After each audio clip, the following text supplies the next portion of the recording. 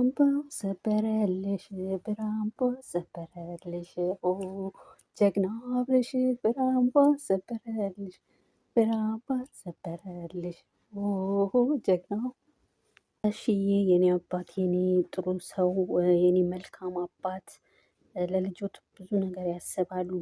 እርሱም አብርሽም በጣም ይወዶታል ከምናየው ሚዲያ በለልና ስለዚህ ጋሽዬ ለልጆት ካሰቡ ተውት፣ ልጆትን በራሱ ዓለም ይሄድ። ምክንያቱም ይሄ ትዳር ብቻ ይከብዳል፣ መናገር የማልችልበት ነገር ነው። ስለዚህ ልጆትን የሚፈልጉት ጤናውን የሚፈልጉት ከሆነ ተውት በቃ። ምክንያቱም ሩታውንም ዳግም በቃ እንደዚህ እዚህ ድረስ ደርሰው ጥሩ ኑሮ ጥሩ ትዳር ይዘው ይቀጥላሉ ማለት ዘበት ነው። አሁን ልጁን እየጠየቀ ልጁን እንትን እያለ ይኑር። ልጅነቱን አልካተችም አይደለ እሷም።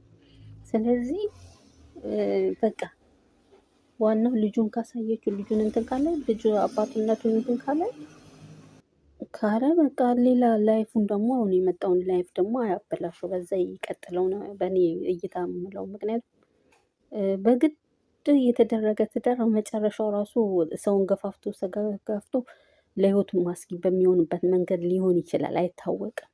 ምክንያቱም ዝም ተብሎ የታመቀ ኃይል በኋላ ጊዜ ደግሞ ሲፈነዳ ደግሞ ከባድ ነው። ስለዚህ ጋሽዬ ተው ልጆትን በአለሙ የዓለም ይሁንለት፣ ሰላሙን ስጡት አባቴ።